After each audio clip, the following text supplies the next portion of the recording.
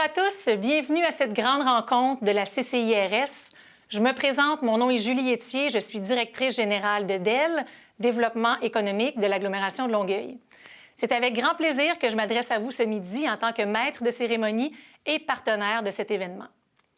C'est avec beaucoup d'enthousiasme que la CCIRS accueille aujourd'hui la ministre de la Prospérité de la classe moyenne et ministre associée des Finances, l'honorable Mona Fortier.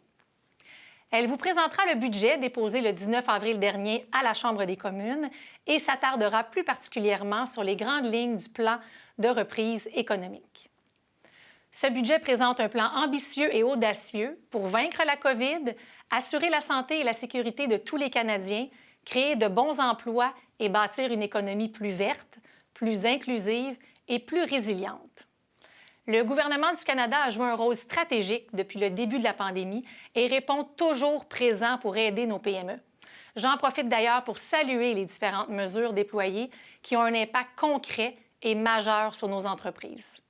Merci beaucoup, Madame la ministre, de votre présence dans notre région aujourd'hui. C'est un honneur de vous avoir avec nous pour cette prochaine heure.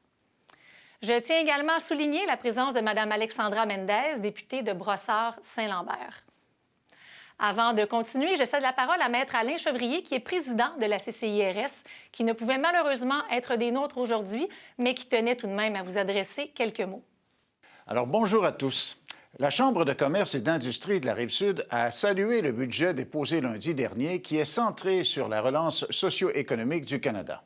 Bien entendu, nous sommes satisfaits des mesures du budget 2021, comme le prolongement des mesures d'urgence pour les entreprises, notamment la subvention salariale et la subvention d'urgence pour les loyers qui sont primordiaux pour la viabilité de nos entreprises. Des montants sont également prévus pour les secteurs qui ont besoin d'un soutien accru, comme le tourisme ou encore l'aérospatial, un secteur qui, bien sûr, est important dans notre région. Je tiens à remercier l'honorable ministre Mona Fortier d'avoir accepté notre invitation afin de nous parler davantage des spécificités du budget fédéral pour notre région. Alors, je vous souhaite une agréable rencontre. Merci, M. Chevrier. Comme vous savez, avant l'événement, nous avons recueilli les questions que vous souhaitiez adresser à Mme la ministre. Alors, j'aurai l'opportunité de lui poser vos questions après sa présentation. Sans plus tarder, je cède la parole à Mme Alexandra Mendez, députée fédérale de Brossard-Saint-Lambert, qui à son tour vous présentera notre conférencière, Mme Mona Fortier. Alors, Mme Mendez, la parole est à vous. Je vous remercie beaucoup, Mme Etier. Je suis très, très heureuse de pouvoir participer à cette rencontre de la Chambre de commerce de la Rive-Sud, de commerce et d'industrie de la Rive-Sud, avec l'honorable Mona Fortier, ma collègue et mon amie, que j'ai beaucoup de plaisir à siéger avec depuis 2007, lorsqu'elle a été élue à la Chambre des communes. Et elle est la première femme à servir à titre de députée d'Ottawa-Vanier. Avant d'être élue, la ministre Fortier a notamment occupé le poste de directrice principale des communications et du développement des marchés au Collège La Cité et elle a dirigé sa propre société de conseil en communication stratégique. Elle a aussi siégé sur plusieurs conseils d'administration d'organismes sans but lucratif, tels l'Hôpital Montfort, le Comité consultatif provincial sur les affaires francophones en Ontario et le Centre Shaw. De plus, elle a reçu de nombreux prix pour son leadership communautaire, dont la médaille du jubilé de diamant de la reine Élisabeth en 2012. La ministre Fortier a toujours en tête la recherche du juste équilibre entre la prospérité et la justice sociale. Alors, avec beaucoup, beaucoup de plaisir et gratitude, je vous présente l'honorable Mona Fortier. Bonjour à tous. Merci Alexandra, Julie et Alain de votre accueil si chaleureux. Ça me fait un grand plaisir de pouvoir me joindre à vous aujourd'hui de façon virtuelle, bien entendu. Bien hâte de pouvoir aller vous visiter en personne. Avant de continuer, je voudrais tout d'abord souligner que je me joins à vous de ma maison ici à Ottawa-Vanier qui se trouve sur le territoire traditionnel de la communauté algonquine et Anishinabek. Je veux vraiment prendre le temps de féliciter et remercier Sherry Romanado et Alexandra, mes collègues, ainsi que leurs équipes pour leur dévouement et leur travail acharné. Ces deux femmes sont des voix fortes pour la région et je suis contente d'être ici avec vous aujourd'hui pour partager les nombreuses mesures dans le budget 2021 qui vont faire une différence réelle dans vos communautés et vos entreprises.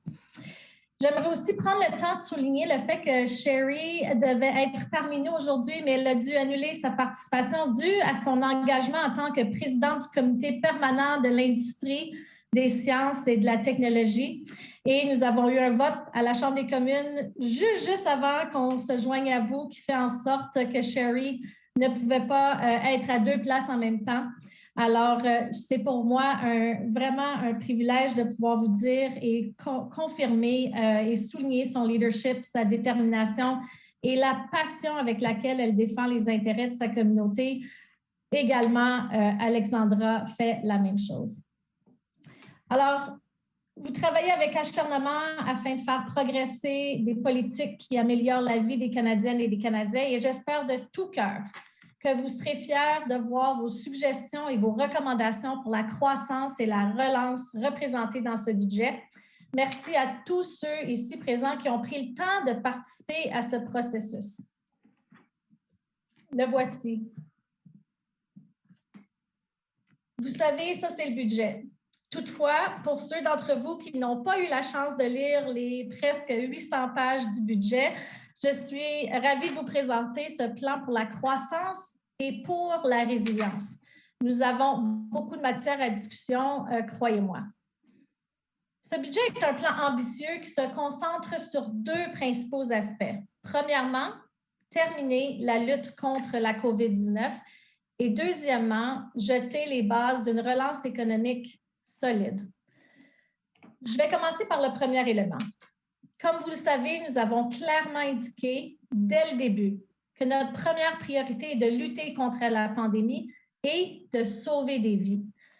La campagne de vaccination la plus importante de l'histoire de notre pays bat son plein et d'ici la fin du mois de septembre, chaque Québécois, Québécoise, chaque Canadienne, Canadien qui le souhaite aura accès à un vaccin. Le budget comprend également un financement supplémentaire de 1 milliard de dollars en vue d'accélérer la vaccination et de 4 milliards de dollars pour nos systèmes de soins de santé. Et je sais à quel point cet investissement sera important pour le Québec alors que nous luttons contre cette troisième vague qui prend de l'ampleur. Nous avons besoin de vaccins maintenant. Et en date de lundi, le gouvernement avait livré plus de 3 millions de doses de vaccins à la province.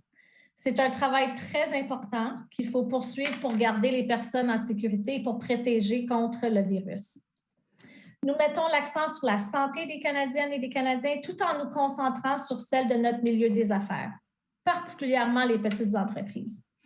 Par l'intermédiaire de ce plan, nous réaliserons des investissements ciblés qui permettront aux entreprises d'embaucher et de former des travailleurs canadiens en vue de faire participer un peu plus grand nombre de personnes à l'économie de manière juste et inclusive.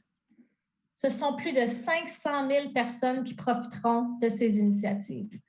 Et à titre d'exemple, les petites entreprises, particulièrement celles établies ici, pourront tirer profit de notre engagement à investir 4 milliards de dollars afin d'aider 160 000 petites et moyennes entreprises à entrer dans l'économie numérique. Il ne s'agit pas seulement de faire passer des magasins de détail au commerce en ligne, quoique cet élément fasse partie. Ce financement aidera aussi les entreprises à faire de l'automatisation en recourant à l'intelligence artificielle, à protéger leur propriété intellectuelle et être plus compétitives sur le marché du travail.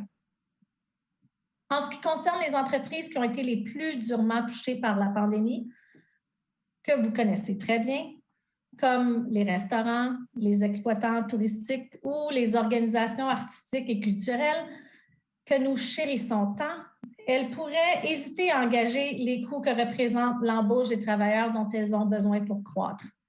Alors voilà pourquoi la subvention salariale a été aussi importante et même une ligne de vie. Elle a aidé plus de 5,3 millions de Canadiens à conserver leur emploi, tandis que la subvention d'urgence du Canada pour le loyer et la mesure de soutien en cas de confinement ont aidé plus de 154 000 organisations à assumer les frais de loyer et d'hypothèque, en plus d'autres dépenses. Et nous continuerons d'être là pour les entreprises tant qu'elles en auront besoin. Et c'est pour cela que nous avons prolongé les soutiens jusqu'à la fin du mois de septembre. Nous allons également présenter le nouveau programme d'embauche pour la relance économique du Canada pour les employeurs admissibles qui continuent de subir des baisses de revenus admissibles par rapport à la période précédant la pandémie. Cette subvention compenserait une partie des coûts supplémentaires que les employeurs engagent dans le cadre de leur réouverture, que ce soit par l'augmentation des salaires ou des heures travaillées ou par l'embauche d'un plus grand nombre d'employés. Et notre objectif est de faciliter autant que possible l'embauche de nouveaux travailleurs par les entreprises au moment de la réouverture de l'économie. Comme vous le savez, les femmes ont été très touchées par la pandémie et leurs emplois continuent de se rétablir plus lentement. Aujourd'hui, plus de 80 000 femmes ont quitté entièrement la population active, tandis que plus de 91 000 hommes y sont retournés. C'est un problème majeur. On fait face à une récession au féminin. Et l'une des solutions les plus importantes à ce problème réside dans la garde d'enfants. La pandémie a fait ressortir de façon claire que la garde d'enfants est plus qu'un problème social, c'est aussi un problème économique urgent. La fermeture des écoles, des garderies s'est avérée très difficile pour les parents. Et sans accès à des services de garde d'enfants, les parents, généralement les mères, ne peuvent participer pleinement au marché du travail. Certains ont dû quitter leur emploi ou réduire considérablement leurs heures de travail. Et c'est pour cette raison qu'une structure pan-canadienne d'apprentissage et de garde des jeunes enfants, similaire à celle que l'on retrouve au Québec, constitue donc la politique économique nationale dont nous avons besoin aujourd'hui. Une telle mesure offre 3 grands avantages. Fournir des emplois aux travailleurs, dont la majorité sont des femmes, permettre aux parents d'atteindre leur plein potentiel économique et créer une génération de jeunes motivés et bien préparés. Plus précisément, le budget 2021 prévoit jusqu'à 30 milliards de dollars sur 5 ans pour établir un système d'apprentissage et de garde de jeunes enfants de haute qualité, abordable et accessible dans l'ensemble du Canada. Et nous reconnaissons le leadership du Québec et travaillerons avec l'ensemble des provinces pour nous assurer que tous les Canadiens et même les Québécois et Québécoises puissent en bénéficier. J'ai parlé des entreprises, des femmes et des travailleurs, mais je me dois aussi de parler d'un autre groupe qui a été touché de façon disproportionnée par la pandémie, les aînés. Bon nombre d'entre eux ont passé la dernière année isolés de leur famille, acceptant ce sacrifice ultime afin de rester en sécurité. Nous ne pouvons pas les oublier. Le budget propose d'accorder un financement de 3 milliards de dollars à Santé Canada afin d'aider les provinces et territoires à faire appliquer les normes relatives aux soins de longue durée et apporter des changements permanents. Nous proposons aussi de bonifier les prestations de la sécurité de la vieillesse pour les aînés âgés de 75 ans et plus, en commençant par un paiement ponctuel immédiat de 500 dollars au mois d'août. Ce n'est pas un secret. Le secteur aérien canadien a été durement touché par la pandémie et nous sommes déterminés à soutenir les milliers de Canadiens qui travaillent dans le secteur aérien pendant cette période difficile et sans précédent pour l'industrie. Pour ce faire, nous accordons des prêts de 4 milliards de dollars à Air Canada pour protéger les emplois et faire en sorte qu'elle dispose des liquidités nécessaires pour garder les Canadiens et les marchés canadiens connectés. Et je vous rassure, les négociations se poursuivent avec d'autres transporteurs canadiens et nous continuerons de soutenir ce secteur et tous les travailleurs et les familles qui en dépendent. Les changements climatiques sont réels et en 2021, la croissance de l'emploi signifie une croissance verte. La semaine passée, le premier ministre Justin Trudeau a annoncé que nous nous engageons à réduire les émissions de 30 % des niveaux d'émissions de 2005 à entre 40 et 45 % d'ici 2030. C'est ce que nous devons faire pour notre santé, pour notre économie et pour nos enfants. Nous proposons d'investir 17,6 milliards de dollars pour le climat et l'environnement. Nous pouvons favoriser les emplois et la croissance en nous appuyant sur ce que nous faisons déjà bien et nous allons le faire. Les secteurs manufacturiers et des ressources qui sont les piliers économiques traditionnels du Canada, l'énergie, l'exploitation minière, l'agriculture, la foresterie, l'acier et l'aluminium, l'automobile, l'aérospatiale, seront le fondement de notre nouvelle économie durable. Nous continuerons de lutter contre les changements climatiques, à investir dans un avenir plus propre et créer une économie plus forte. Comme vous pouvez le constater, il s'agit d'un budget particulièrement ambitieux, conçu pour aider le plus de personnes possible à demeurer en santé, en sécurité et au travail. Chrystia Freeland et moi-même avons approché cette occasion historique en nous concentrant à aider le plus grand nombre de personnes possible pendant cette période difficile et à mieux s'en sortir. Il y a littéralement des centaines d'autres mesures dont je pourrais vous parler et que je pourrais vous présenter. Et j'ai bien hâte à procéder à notre période de questions pour pouvoir en partager davantage.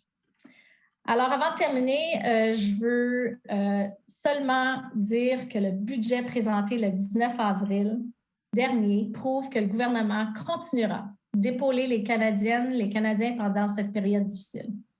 Vous pouvez compter sur nous.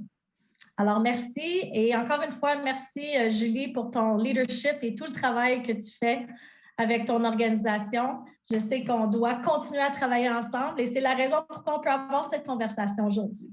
Merci. Merci beaucoup, Mme Fortier.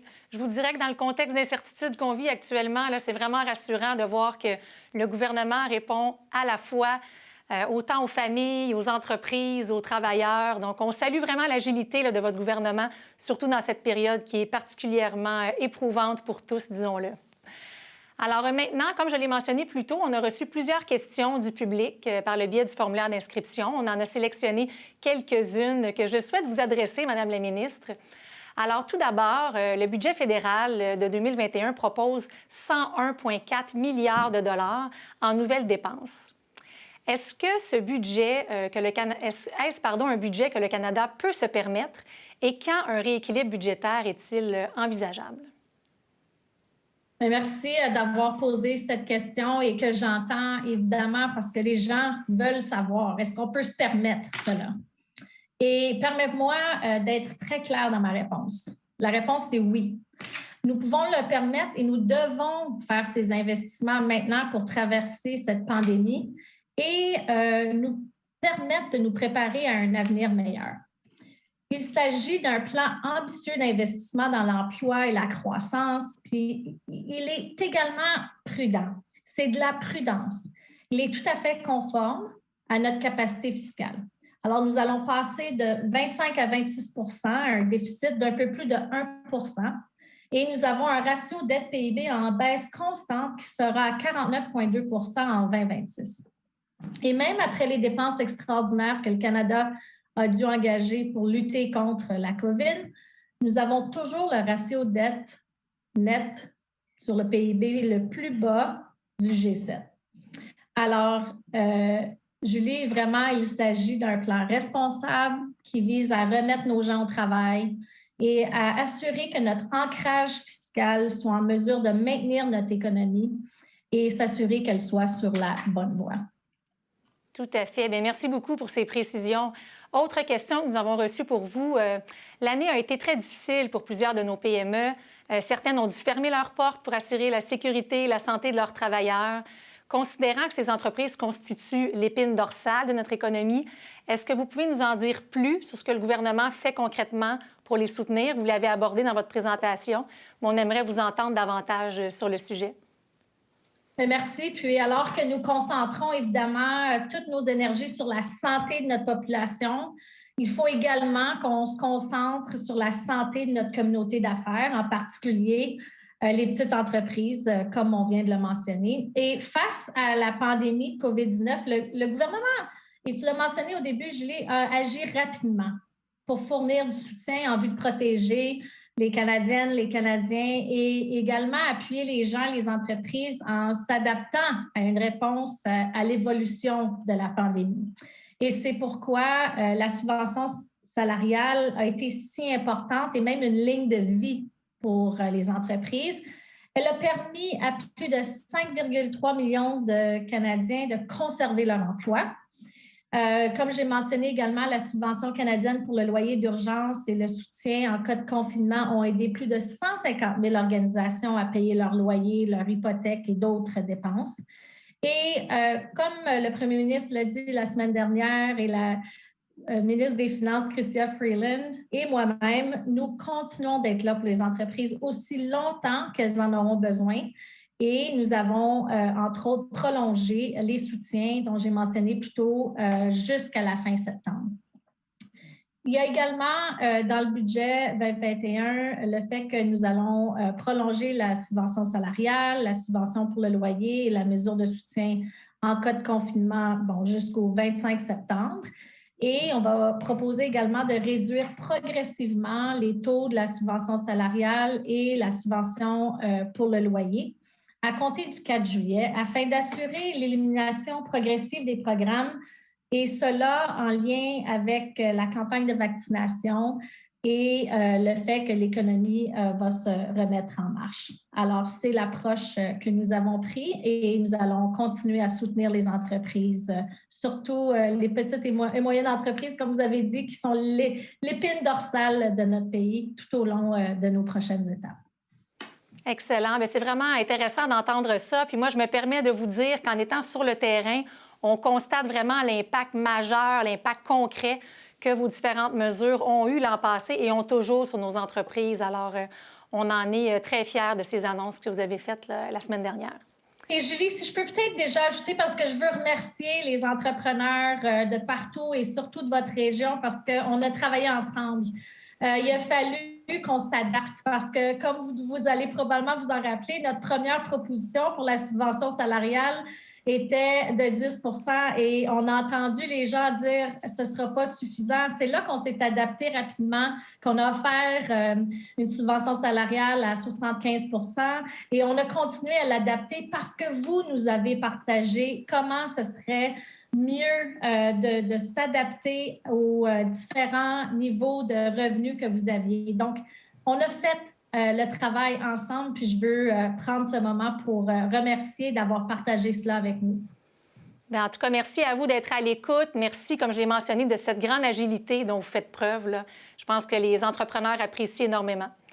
Alors, une autre question qui vous est adressée, Madame la ministre. Les aides directes aux entreprises, vous l'avez mentionné, vont prendre fin le 25 septembre. Il y a encore certains secteurs qui connaissent d'immenses difficultés. Je pense entre autres au secteur culturel, au secteur du tourisme. Est-ce que vous disposez d'un plan ou de mesures précises pour aider ces entreprises au-delà de cette date butoir du 25 septembre? Bien, on va se le dire, l'industrie du tourisme a été particulièrement touchée par la récession pandémique et pour certaines régions du pays, notamment le Grand Montréal, les répercussions ont été dévastatrices. Alors, dans le budget, nous proposons de revitaliser les secteurs du tourisme, des arts, de la culture, en injectant 1 milliard de dollars pour aider les entreprises à se rétablir et en soutenant les festivals, les événements culturels qui fournissent des emplois et de la croissance dans bon nombre de nos villes, de nos collectivités. Et également, le budget propose d'investir 200 millions de dollars par l'entremise des agences de développement régional à l'appui des grands festivals et des événements. Et je pense que grâce à cet investissement, les festivals et les événements pourraient continuer de célébrer notre excellence artistique, notre caractère unique avec cette contribution. Également, nous proposons d'investir un 200 millions de dollars par l'entremise de patrimoine canadien pour appuyer les festivals locaux, les événements, les organismes culturels communautaires. On parle de pièces de théâtre extérieures, les célébrations du patrimoine, les musées locaux, également les événements sportifs amateurs et évidemment, il y en aura bien plus encore. Et un dernier fonds qu'on augmente, c'est le fonds d'aide au tourisme de 500 millions de dollars qui va soutenir les entreprises pour pouvoir s'adapter aux mesures de santé publique et pourront faire des investissements qui vont les aider à se positionner pour une croissance future. Alors, ça vous donne un aperçu des investissements concrets qu'on va mettre pour les entreprises qui ont été durement touchées pendant la pandémie et qui vont devoir reprendre également à la suite de la pandémie. Eh bien, merci pour ces précisions, parce qu'on a beaucoup d'événements chez nous, beaucoup de tourisme également, et on a donc hâte que tout ça reprenne et un coup de pouce de votre part sera certainement bien apprécié pour les entreprises de ce secteur. Une autre question, donc, le budget prévoit l'élaboration d'un cadre de travail sur la qualité de vie. Car 2020 a montré que la prospérité du Canada ne se limite pas à son PIB. Il faut effectivement considérer les milieux de vie, la santé physique et mentale des citoyens, par exemple. Donc, puisque l'élaboration de ce cadre est une partie très importante de votre mandat, on aimerait vous entendre nous en dire un peu plus sur cette approche. Merci pour cette question.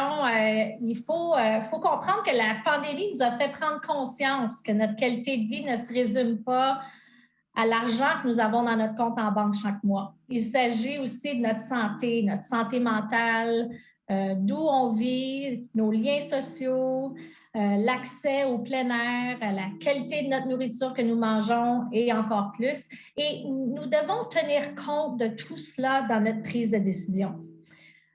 Alors, nous avons comme prémisse de base qu'il faut concentrer sur le bien-être global des Canadiennes et des Canadiens. Et en élaborant ce cadre de qualité de vie, nous pouvons voir comment le pays se porte du point de vue de la qualité de vie, mais aussi utiliser cette information pour prendre des meilleures décisions en matière de politique et de financement.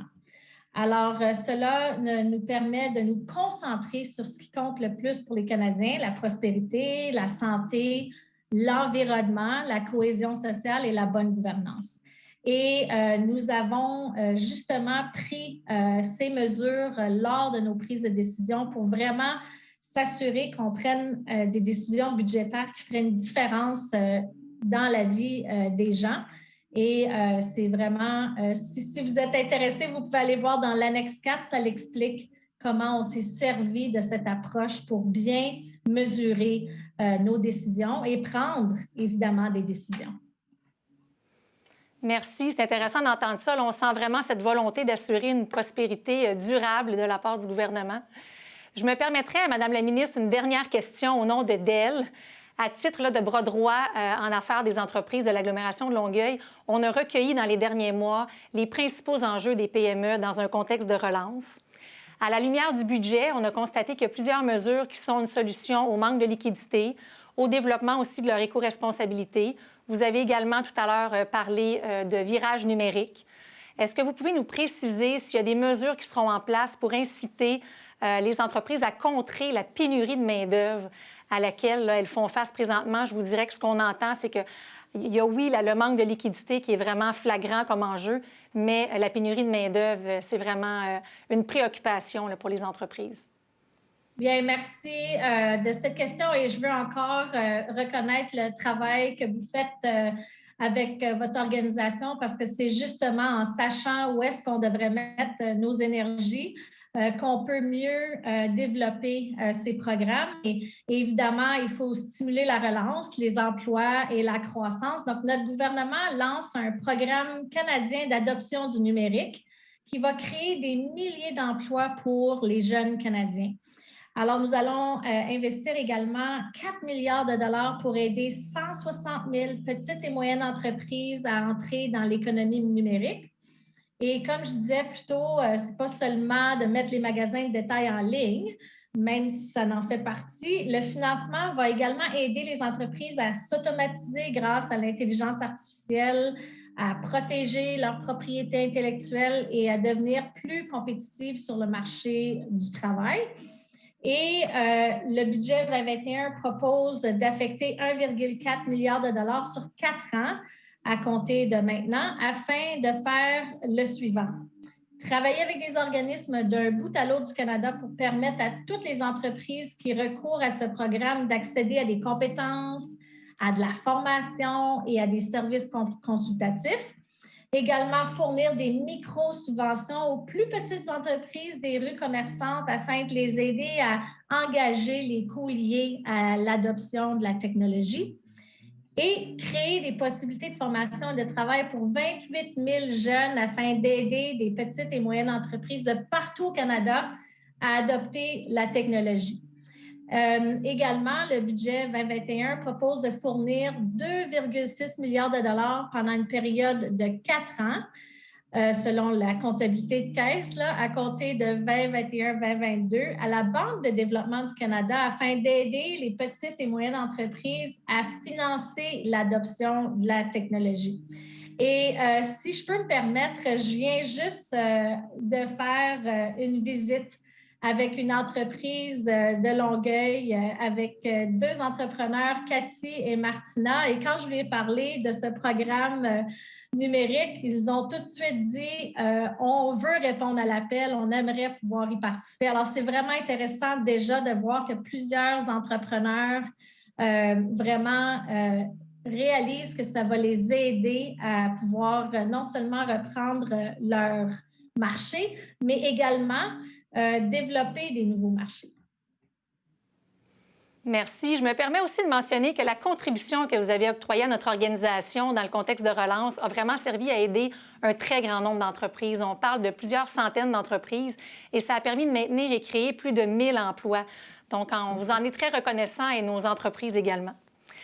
Alors, c'est déjà, Madame la ministre, la fin de la période de questions. Alors, je vous remercie pour cet échange qui était fort intéressant. Et permettez-moi, avant de conclure, de redonner la parole à Mme Alexandra Mendez, qui, je le rappelle, est députée fédérale de Brossard-Saint-Lambert. Madame Mendez. Merci beaucoup, Madame Etier. Un énorme merci à la ministre pour le temps qu'elle a passé avec nous. Et juste, je ne veux pas corriger la ministre, mais je tiens beaucoup à ma circonscription. L'entreprise que nous avons visitée juste avant cette rencontre, c'est une entreprise à Saint-Lambert, pas à Longueuil. Donc, juste pour préciser, très fière des entreprises de la circonscription qui ont vraiment su profiter des programmes mis en place par le gouvernement fédéral, mais aussi sont maintenant intéressées à contribuer à la relance. Je pense que le travail que fait la ministre Fortier de relayer la nouvelle et de relayer les programmes qui sont disponibles dans le budget est extrêmement important. Et je lui suis très, très reconnaissante d'avoir pris le temps de nous rencontrer sur la rive sud de Montréal. Nous sommes une communauté très dynamique, très diversifiée. C'est bien d'avoir parlé de l'aéronautique. C'est une industrie qui est très, très importante pour la rive sud de Montréal. Et donc, nous vous remercions encore et je remercie la Chambre de commerce et d'industrie de la Rive-Sud de nous avoir donné cette opportunité aussi. Merci. Merci, Mme Mendez. Alors, la CCIRS et moi-même tenons à vous remercier, Mme Fortier, d'avoir été avec nous aujourd'hui. Ce fut vraiment un honneur pour nous de vous recevoir. Alors, en terminant, je vous invite tous à participer au prochain événement de la CCIRS qui aura lieu le 6 mai prochain. Il s'agit d'un matin express. Bâtir une entreprise plus grande et meilleure en 2021 qui sera présentée en collaboration avec la BDC. Sur ce, je vous souhaite une excellente journée et merci d'avoir été parmi nous. La CCIRS tient à remercier Fortier d'Amour Goyette, Moquin-Amiotte et Dell pour la présentation de cet événement. Merci également aux grands partenaires annuels Dunton-Rainville, Université de Sherbrooke, Desjardins Entreprises et TVRS.